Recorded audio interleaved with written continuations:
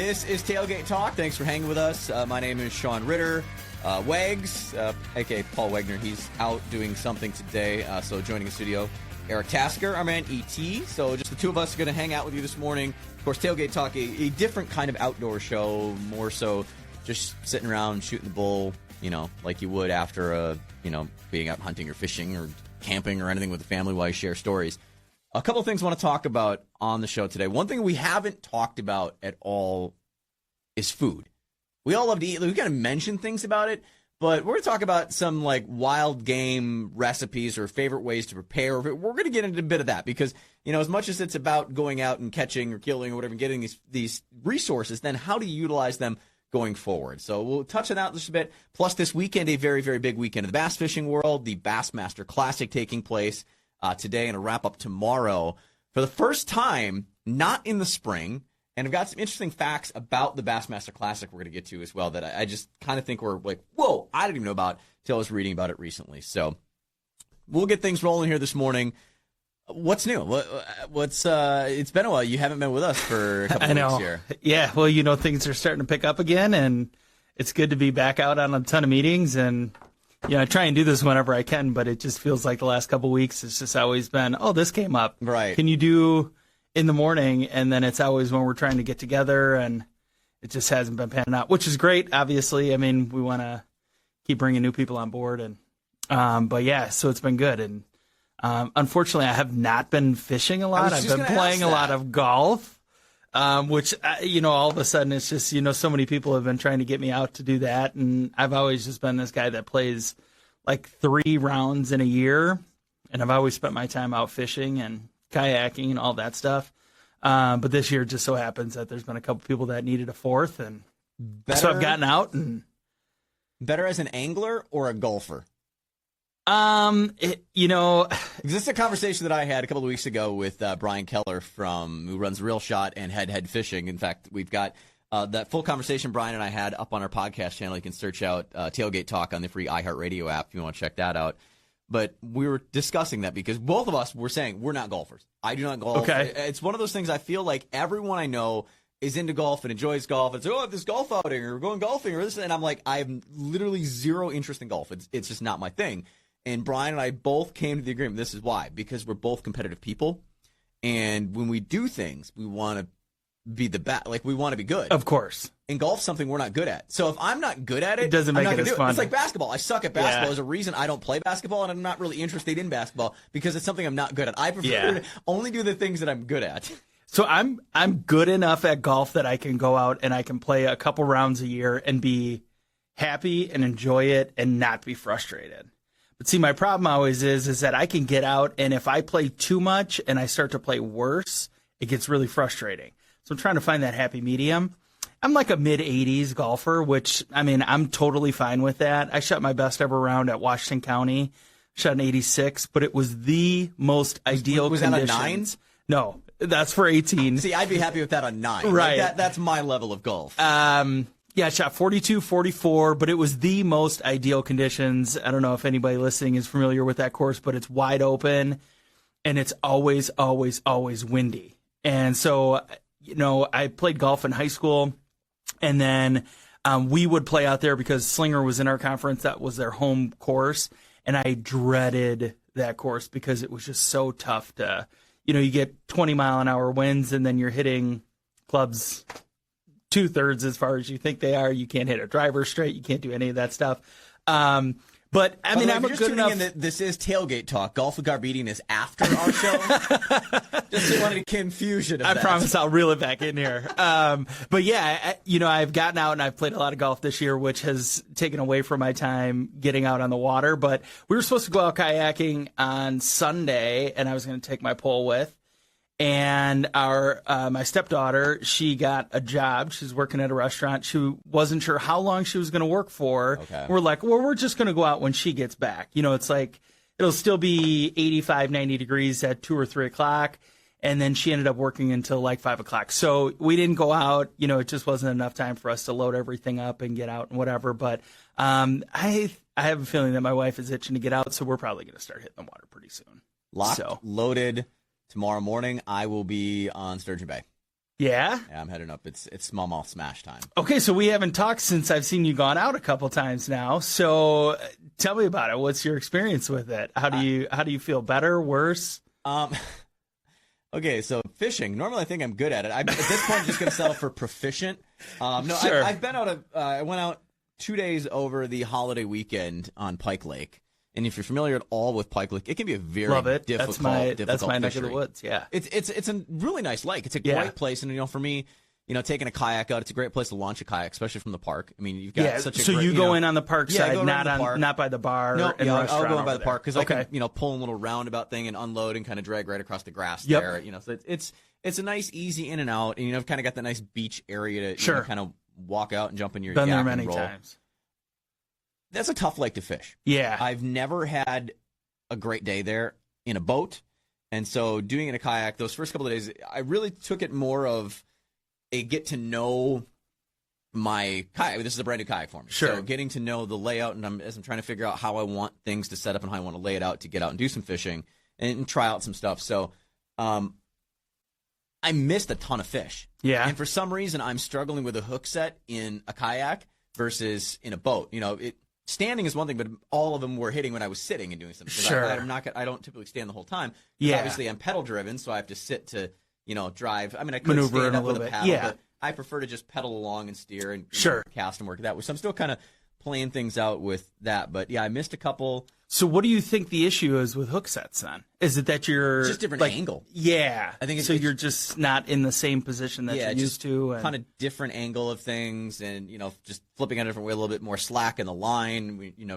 It's just a little bit different. So I think I've got it figured out, and I had some monster bluegills that I thought I had hooked up, but I mean they weren't big enough to get the hooks in them. Sure. But they grabbed it and they were hanging on hard.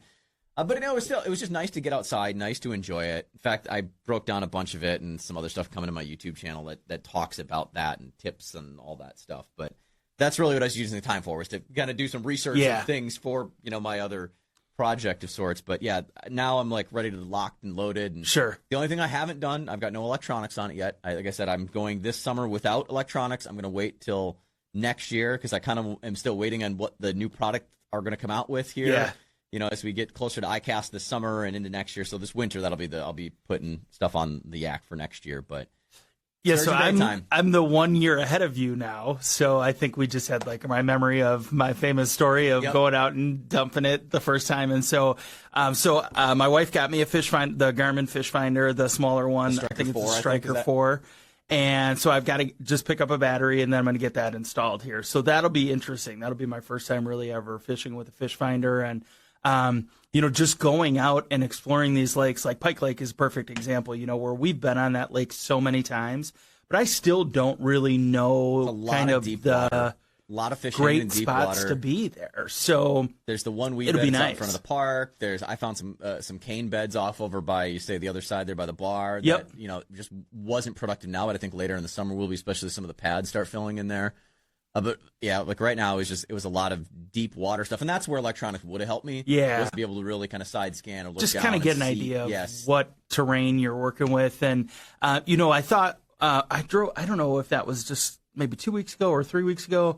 I drove by on 60. I mean, I'm traveling up and down 60 all the time, and I'm always looking out at the lake to see what's out on the water. And there were actually 2 or 3 kayakers that were up in those channels that are right off of 60 there, where the tall grass is that's coming out. I was like, I thought that was all fenced off there, but it must not be. No. There's got to be some sort of access point there. Yeah, I'm not sure how that, but I might guess be pike fishing perhaps after pike or something in there. Yeah. So, but I have kind of gone along that ridge there, and I just have not fished a ton there. I mean, I've got a couple other spots that I've gone with the kayak to actually fish, and I just haven't been out on Pike Lake enough. But that's so easy for us to get to. That's kind of our home course, since we were talking about golf. But it's just so easy for us to get there. It's 10 minutes maybe. We can load in, load out. We can be out on the water in a matter of 20 minutes. And it's right there for us. So that is always nice. Yeah, it was. There was a guy that was in a boat fishing around me on Memorial Day when I was out there, and he was crushing some big bluegills, just running slip bobbers. Yeah. I mean, I was, flipping artificials, bass fishing. So Sure. there was a drastic difference of, if I had some leechers or night crawlers and a bobber, I would have been catching some fish. But, I was doing things a little differently, that day, the wind had picked up. So I was kind of trying to drift across that big weed bed that's out in front of the park and just sight fishing. And so then not worrying about pedaling. So I could stand and let the wind kind of drift me a little bit. And I'd just flip down into holes within the weeds.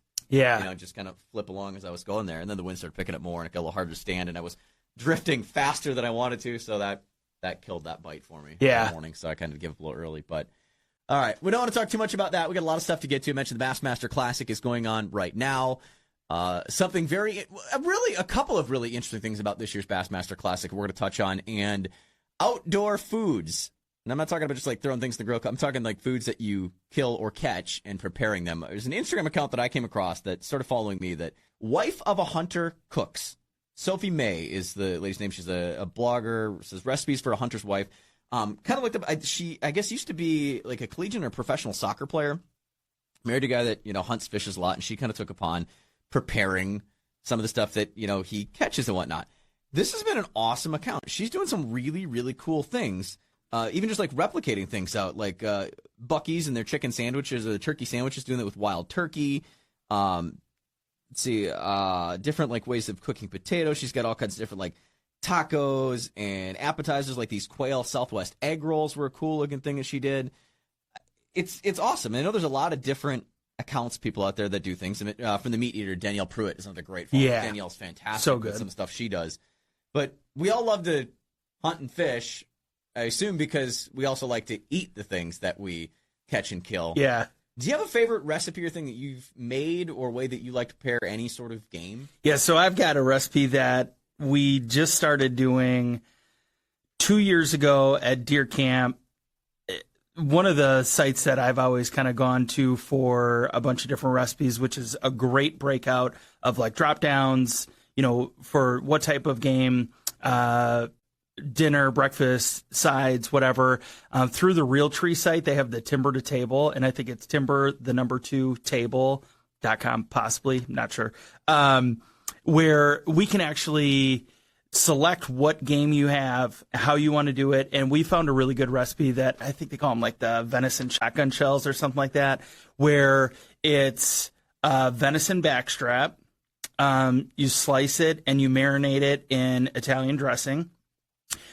You take an onion and you quarter it, so you kind of have a shell of an onion. You put cream cheese in there, a slice of jalapeno, and then put the backstrap on top of that. So you've kind of got this little sandwich now, and then you wrap that in bacon. Okay. Put it on the grill. So good. Similar to kind of the duck poppers that we used to always do with teal all the time. You take teal breast and, butterfly it out, put a hunk of cream cheese and a jalapeno, roll it up, wrap it in bacon, put it on the grill. Oh, it's just the best. Yeah. Teal, so that's now our thing that we always do. We do that at deer camp at least one or possibly 2 nights. That's a good one. Yeah. What's your go-to? Me being more of the fish guy, I'm still like, I go Southern. I love my blackened fish. Yeah. And this is going to be super unpopular opinion as the bass angler that I am. I love a blackened smallmouth. Yeah. Every now and then. I've heard you say that before. So to me, it's just like blackened redfish. Yeah. And I love blackened redfish or redfish pontchartrain. I'm really a big kind of, that Southern Cajun Creole. That's kind of my wheelhouse of things a lot of times, or, any kind of Caribbean type preparation of things. But yeah, that's a big favorite of mine, or using any sort of like flakier fish like that into soups or stews. Sure. One that my wife got into that I did for her this past fall was salmon patties. She's really like fish cakes, fish patties. Yeah. Is take salmon, she's got a gluten intolerance, so making gluten-free, using a gluten-free bread, soaking it up with some milk, adding it with some onions, some bell pepper, and obviously the flaked out stuff. Cooked salmon. What I'll do is I'll make a big batch of them, and I'll kind of sear them off in the pan and just start to cook them. Yeah. And then I'll throw them in the freezer and freeze them. And then as you they can are pull whole, them out. and then pull them out, vacuum seal them in like packages Yep. of 2 cakes per, and then freeze. So anytime she wants fish cakes, she can pull them out and have her gluten-free salmon cakes. Yeah. That's great. So I think I've posted that recipe on my site or somewhere. Or I swear I posted it somewhere. I'm sure it's out there. I think my Instagram, I even shared the thing about the salmon cakes. But yeah. That's a great way. And what we were doing with that was we were doing whole salmon fillets. And when it comes to salmon, trout, anything, the collar is like the best. So the collar would be the part that's up against the gill plate. So everything from the collar to about halfway through the fish is best. Tails, to me, are garbage. Sure. So like when you're going to a grocery store and they've got like the, wild caught, whatever, the pre-frozen, hunks of cuts of everything. My wife knows to like sort through and like ignore tails. Tails are like, I'm not even touching tails. She knows now. We had tail pieces, and that's what I'll do with tail pieces. They work great for doing cakes and things like that because the lateral line or that brown fat that's on them, that's the stuff that gives fish like a fishier taste. Sure. It's like salmon, things like that. If you skin them and get rid of that brown fat, there isn't any of that, which is whitefish. Another fish that's common. People say they're greasy or they're fishy. It's because people haven't skun them or gotten rid of that brown fat. The brown fat is what gives off that fishier taste, and there's more of it in the tail section because it runs along the lateral line in the fish. So tails are garbage to me unless you're going to use them to make some sort of fish cakes. Yeah, that's interesting. My wife has always been kind of anti-salmon because it is a very strong tasting fish. I've been meaning to make this recipe. I had it was a bunch of years ago, but it was a brown sugar and a dry mustard rub, and you put that on the salmon, and then you can either grill it or you can bake it. And it was homemade, so it wasn't like it was prepped at a restaurant or anything. And I did it at home, and it was the best salmon that I had ever had. It's kind of an interesting mix, but it's something kind of similar to what a lot of the different seasonings are. Sometimes you get the sweet in there, but I thought it was the best ever, and I've been meaning to make that.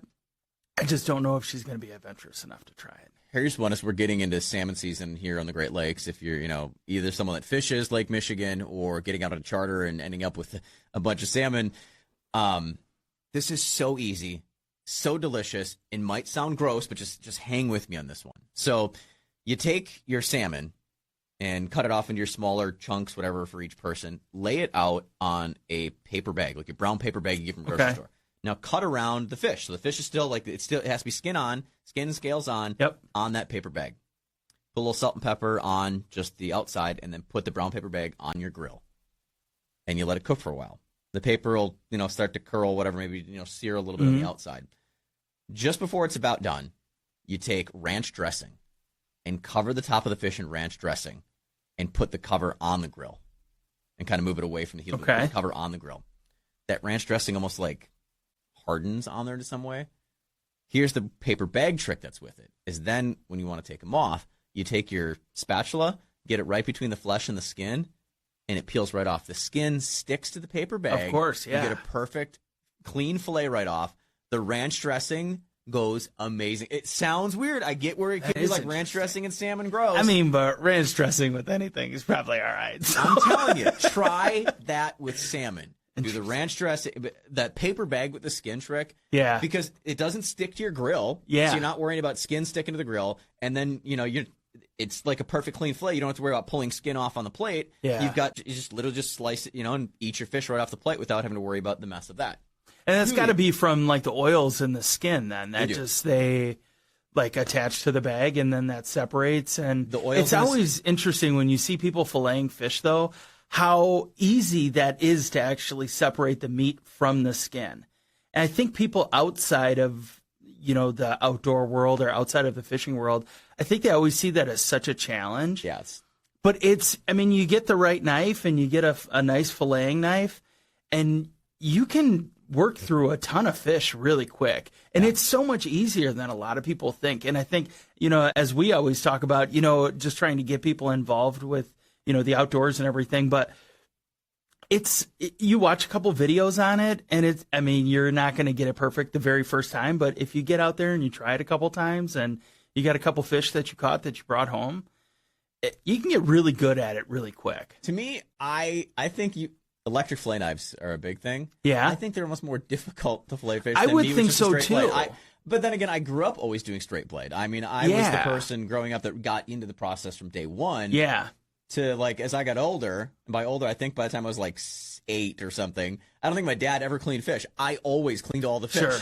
But I've got some of my fondest memories of being a kid were the days going out schmelting. When smelt were a thing, we'd go out in the creeks and, catch all the smelt, and then we're getting home. I'd fall asleep in the backseat of the car, and Dad would drive home, and I'd woke up and I'm home, and then we'd sit around the kitchen table, and it was with a pair of scissors, snip the head, snip the belly, and pull the guts and, clean it, sitting around for an hour cleaning smelt or, white bass or what. I remember doing that so much as a kid that filleting fish I actually enjoy it. The weird thing to say. Yeah. But back to the salmon thing I was saying, you were mentioning the oils. The oils are what prevent the paper bag from igniting too and burning up. Okay. So the skin sticks to that because of the oils and the moisture. Yeah. And that keeps the brown paper bag from completely burning up, and that allows it's a brilliant trick and technique. I wanted to make sure to share that here. So there, we got a couple of recipes out of the way, some things you can check out. Again, if you want to find out more on any of this, or I'll share some of these Instagrams, just follow us. I'm at On Air Ritter. Eric is at ET5504? That's it. Yeah, right in the middle. I think I'm going to have to make that recipe and post that picture because they look really good when they're done. Yeah, it's awesome. So if you got a favorite recipe you want to share with us, at On the Tailgate is our Instagram and our Twitter. You want to hit us there. We're going to continue more next, talking about the big event this weekend going on in Fort Worth, Texas, Bassmaster Classic in June. What? The biggest weekend in bass fishing in June. Talking about the Bassmaster Classic. This is the first time the Bassmaster Classic has ever been held in summer. It's always a spring event. And I was talking to someone just this week, Eric, and was saying that I feel so weird that we're mentioning Bassmaster Classic now. It's always the first event. Like, you always have the Bassmaster Classic, and then the Elite Series kicks off. Yeah. Lake Ray Roberts, Fort Worth, Texas, is where this is. Actually, Lake Ray Roberts is about an hour drive south of Fort Worth, Texas. So I was reading up on this, kind of interesting. When you think about summertime and the water temperatures, transporting fish an hour, like, that just seems like we're not doing this. I mean, it's only 50 anglers in it, but I thought it was smart that the bass officials came in, and they're actually going to have the weigh-in at the lake. So, I mean, the whole part, and they actually have like the weigh-in, the pomp and circumstance part of it at the big convention center, the arena in Lake Ray Roberts. But I'm not talking, they're not weighing the fish there. They're actually going to weigh them at the lake. The anglers won't know what they are, but the anglers will only be allowed to transport their two largest fish in their live wells that will be all temperature controlled. They're going to check them before they go for the hour drive, check them as soon as they get there to try and keep things to save the fish, that they'll be able to show off their two biggest in the arena instead of all five. And then they'll unveil their full weight when they get there. They have to have the whole pomp and circumstance in with the Bassmaster. That's all part Classic. of it, so they don't want to miss out on that. I thought that was smart that they're doing that to try and help cut on it. So the other, 3 of every bag of every angler is going immediately transported and, right back into the lake. So, couple facts about the Bassmaster Classic that I found out and thought were kind of interesting. So first off, the name of it, it's always been sort of named this, but back when it originated, it was the Bassmasters Classic. 3 separate words, Bassmasters Classic. Well, then when they became associated with the Bass Angler Sportsman Society, it changed to the BASS Masters Classic. Still Bassmasters Classic. And then recently now, it's just called the Bassmaster Classic. And that was at 2001. It kind of made that change. Just became Bassmaster Classic. Because it used to be B.A.S. That's, Bass Angler Sportsman Society. Right. The whole organization puts it on. Back in the mid-1980s, when media covered the Bassmaster Classic, like now, like you can literally watch it live on TV. Like you really in any outlet. Like if they signed last year during COVID because it was going on. ESPN was looking for content. ESPN started covering it, which was amazing and opened up the world to live bass fishing. I've been watching the live streams on Bassmaster.com for years, and they, were kind of doing it before anybody else. Now, literally this morning, right now, don't do it now, but after our show, you can flip on Fox. You can flip on your Fox affiliate, like the big Fox. Right. They're carrying live bass fishing of the Bassmaster Classic right now. Tomorrow morning, it'll be on FS1 from 7 a.m. to 11. I figured that would be the outlet for it. You can stroll anytime on the Bassmaster website, Bassmaster.com. They have a live stream going there. But back in the 80s, members of the outdoor media were paired with pros. So that's how we're allowed to cover it. So if you and I wanted to go as media, the Bassmaster Classic, we'd be paired with a pro on their boat. You were allowed to fish. And they actually had cash prizes for the press anglers who caught the biggest bass. That sounds awesome. Isn't that great, though? Why did they ever do away with this? I know. You have, it's almost like the pro and, amateur type thing going out of the Bassmaster Classic. Would be brilliant. That's so great. I'm like, oh man, I wish we could do that. Wow. I was in with my dentist. This is kind of like a similar story about just a random way that they did a tournament. And he was saying that when he used to be really closely affiliated with a couple different guys that were in like the Milwaukee area that did these pro-am style tournaments. And the day before the tournament happened up north, it was also a golf outing. And it's weird that we started this and now we're coming back to this. But again, I'll remind you, Golf with Garbedians after our program. After ours. But short story, they played 18 holes, and then there was a pond on the 18th green that you could fish for 10 minutes. And every inch of fish that you caught was a stroke off of your total score. Oh my! I love it. Okay, now you found a way to get me into golf. Isn't that amazing? I could be the worst golfer in the world. I just thought that was the find a way to best catch ever. Up. So you've got a guy that plays golf, my dentist, and you've got a pro fisherman, and they're out in a twosome, and then they go out, and then they are able to play their 18 holes, and then they actually do their fishing afterwards. Every so golf they get course 10 would be minutes. that. I'd start golfing if every golf course did that. You put a pond that I can fish and take strokes off. I will come golf. You know how many times I think about, I bet there's nice fish in that pond on a golf course. They've got to have nice fish in there. That's a whole thing. Like, no that's pressure. That's a whole trend of like people sneaking onto golf courses trying to get on to fish. Yeah, I see that quite a bit on, online with whatever outlet. But yeah, I just thought that was the coolest thing ever. I would love that. Talk about some of the anglers that have won the Bassmaster Classic in the past. This I thought was interesting, but I guess I could see it.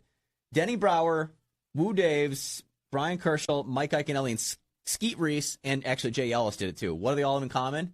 Well, obviously they all are Bassmaster Classic champions. They've all won it before. Mm-hmm. But they've also finished dead last the next year. Isn't that something how that happens? Worst to worst. 2017 when Gerald Swindle won Angler of the Year for the Bassmaster Elites, he finished last in the Bassmaster Classic that year. Because the Classic doesn't count towards your, Elite Angler of the Year. So he went out, started his season, finished dead last in the Classic, then went on to win Angler of the Year. And I remember that year when he won it because the last event, the Angler of the Year event, was up on Sturgeon Bay. And he didn't even need to fish it. He had already locked up Angler of the Year, but still went up and fished and won his Angler of the Year in Sturgeon Bay that year. It just goes to show that not every day is going to be a good day, or not every lake that you fish is going to be hot for you, and you might not find the right spots, but it doesn't mean that you shouldn't go out the next day. In fact, I also remember about that 2017 Angler of the Year event on Sturgeon Bay. It was the most non-Sturgeon Bay event ever. It was tough fishing. It wasn't monster smallmouth. They were spread out. They were hard to get on. It was not what I'm used to up there, and I'm hoping for tomorrow because I'm due for a smallmouth smackdown. It's been a few years. I like that. A smallmouth smackdown. I like that. I've put some work. I mean, that was, again, kind of one of the closest bodies of water to me growing up in Green Bay. Spent a lot of time up in the door, in and around between Sturgeon Bay, Sand Bay, Riley's Bay, and Little Sturgeon Bay. In fact, my personal best, my biggest smallmouth, was a 6-pounder out of Little Sturgeon Bay. Nice. It's a good-sized fish. That's a tournament But it winner fought right like there. hell, too. It was a lot of fun. It was a lot of fun. That fish actually, if I could do it over again today, I caught that when I was probably 19. I would not have had it mounted. I've done a replica. I did actually have that mounted. So that 6-pounder is sitting in the wall of my parents' house still. Yeah. I've got proof of the 6-pounder. It was a beast. It was a lot of fun. When did that trend of replicas really take off? It's kind of always been a thing. I hear about it so much now. I follow like the Facebook page that's like the Southeastern Wisconsin Fishing or whatever. I see a lot of guys saying that now, that they're putting fish back, they're taking all the measurements, they're taking enough pictures of it, and they're just finding taxidermy places that will do the replicas for them. I think it's become as conservationist, and as conservation has taken more of a... Yeah. And we've seen more. And also, think about old fish mounts that you've seen. They start to look like crap after a while. They start to look ratty, like actual fish skin. It never holds up the same. A replica is just a painting, and really what makes a mount look good is the artistry in the painting. So to me, a taxidermist, that's an amazing... Taxidermists are artists. Yeah. Especially those that do fish and multiple species of fish. You've got to really be good at the nuances of how to paint these fish, and a replica is that. So to me, it's just easier. Saltwater have always been replica. Replicas have been huge in the saltwater world for years and years and years. It's just taken freshwater a while to catch on. Yeah. Muskies is the only place I think where freshwater replicas have kind of always been a thing, just with the prestige of Sure. the whole muskie anglers and not keeping muskie, and they're always released, and that could be another day, another topic, another show. Yeah. Of, kind of how I feel about that situation. Remind me to show you this picture of this muskie that my buddy caught this weekend. 51 inches, Legal fish. 40 pounds. Oh my God, that is It's the biggest muskie he's ever caught, I and can't he's fathom caught that. a lot of muskies. I cannot fathom a 40-pound muskie. I think he said it was 25 or 26 inches around. That's just sick. That's just sick. I mean, my biggest was 42 up in Canada. That's the biggest muskie that I didn't get a weight on it, but it was hefty. I mean, I might say 15 to 20 pounds, maybe 15, probably closer to the 15. Is that the one at the beginning of your YouTube page in the net? Yep. I think that's the one. That's bleeped out. I love that. Oh, yeah. That's the best part of the intro. Fish, man. That was a beast. And that was the year when we were up there and we caught a couple of muskies. The trend that we got into, so the guy that was like our guide, but I mean, up there he was a new guide. I was just kind of running the lake. He was basically just driving the boat with us. Sure. He was a guy from British Columbia. So he'd always been like this fly fishing guide type person. Sure. Like, oh, we're going to do some muskie fish. We're going up. So we decided to kind of get this like fancy fly fishing thing, and we got in the water with every fish. So that was it. Like every muskie we hooked, even if we hooked in the boat, we'd get up shallow, beach it, and get out and finish the fight in the water. So the fish never, the whole keep them wet. The fish never left the water. We handled the whole fight. Everything was right there. That was such a cool experience. That's I'm like, cool. I want that to be my thing all the time now. When I'm up, fishing with the crew at Ballards and up there in Canada, anytime hooking muskies, I want to get in the water with them because it's just something to be at the same level with them. Even if you still net the fish, that it's like right there at your feet the whole time, and that live release of standing there with them. It's such a cool thing. That's cool. But now we're talking about muskies and we're talking about the Bassmaster Classic. But yeah, this weekend it's going on. We'll see who is going to come out victorious of the Super Bowl of bass fishing. I kind of like this moving things around with doing the Bassmaster Classic in summertime. I know last year with COVID when they had the first tournaments canceled, they pushed those into the fall. Fishing Symbols Lake in the fall. I thought that made it interesting too. So I got a feeling that they're learning some things of what happened last year and maybe starting to kind of shake things up and moving some things around. Because it was always traditional. Start with the Bassmaster Classic in March. You fish the lakes in the south until, mid-July. Then you start coming up north and you're fishing, Lake Erie or the Waddington, or you're fishing Sturgeon Bay, the Mississippi River. You do all the northern stuff in, June and August, and then season's over, you have like one angle of everything. Mille Lacs, Sinclair, some other ones to fish. It'd be nice, I think, to kind of switch it around, maybe do some of the northern lakes maybe in the spring too. Move those earlier because it gets interesting. Because it's always been where the water is it like 50, 55 degrees, like 50 to 55 degrees. That's when they really start to come into shallow water and start spawning, right? Smallmouth are, I'm guessing right around there. I've planned it here this weekend. They should be starting to set up on beds.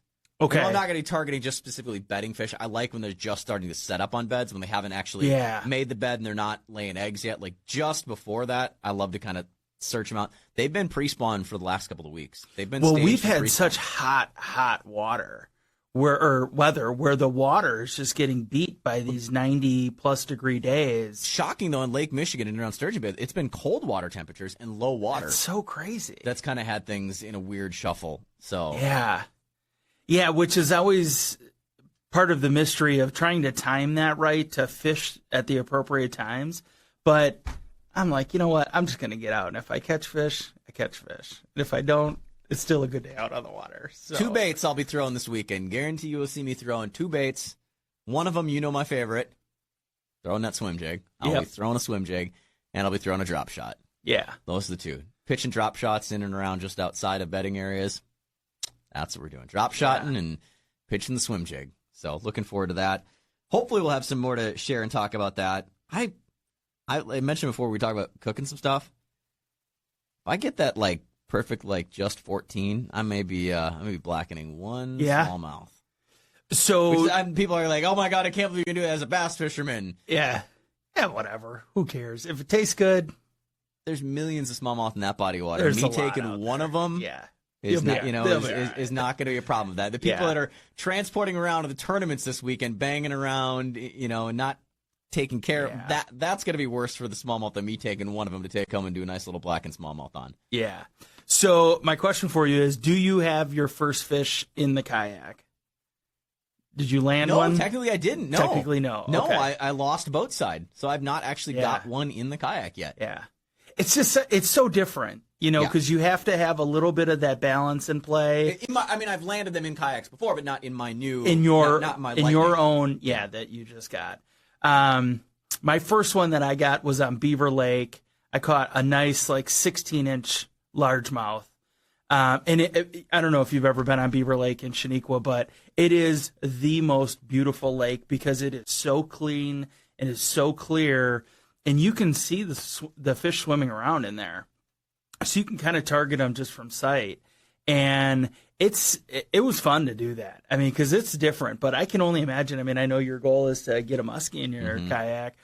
It'll pull you around a little bit. Oh, yeah. I mean, you'll be moving. So it's just a matter of, just getting used to that and, kind of getting the feel for, reeling on both sides and moving it around and getting it into the right position to get it out of the water. Yeah. While I'm in Sturgeon Bay, I'm sure I'll hook into a pike or two this weekend. So I'll, and who knows, maybe I will get a muskie up there. I mean, there's plenty of big muskies that are taken up there. Yeah, exactly. And that would, as much as I'm always I'm never that lucky, I also feel like that would be my luck is I say this is my goal and stupidly it's going to be out of the way then. I'm like, well, what do I do now? I'd love that for you. It'd be great, but I think it's gonna be a smallmouth. I have a feeling it's gonna be a smallmouth. I've been already sitting down. Like I said, I'm not doing it with electronics this year, so I'm going mapping. I've got Navionics on my phone. The Navionics Plus thing. So I've got waypoints all set. I know that body of water and that whole area up there from growing up. So I've just got some kind of stuff I'm gonna go back to. I was building out my plan and figuring out. Okay, it takes me this long to get. That's really cool, by the way. Not affiliated with Navionics in any way, but their app is awesome that you can set up on your phone and you can do your waypoints through it and set your ways, and you can actually set the settings of your boat of how big it is, what it drafts, and this and that. So it'll figure out how long it takes you to get from point A to point. I figure me, my normal pedaling speed, I tripped it out. It was between 3 to 4 miles per hour. If I'm just leisurely kind of pedaling along. So I figure, it's a 26-minute run from here to there, 12 to here. So you can plan a lot of that out, and if you want to fish in certain areas at a certain time of the day. That's the difference about kayak fishing versus fishing in a boat, of why I've been so attracted to kayak angling and why this is kind of my new thing to take on the competitiveness I've done in boats and in bass boats and all. I like the having to be much more in tune with your planning and focused on smaller areas and picking things apart, and I like the challenge of that. If I suck at it, I suck at it. But again, it's okay to suck and fail. Yeah. You try something. You got to try something. Yeah. Yeah, because it's all about just getting out there and experiencing different things. Absolutely. So that's where we're wrapping up this week. If you check out the Bassmaster Classic, enjoy it. Let us know what you think, who you're rooting for, whatever. At On the Tailgate on our socials, or at ET5504 is Tasker. I'm at On Air Ritter. Next week, same time, same place. Hopefully have Wags back with us and some stories about what in the heck he's doing this morning. This is Tailgate Talk.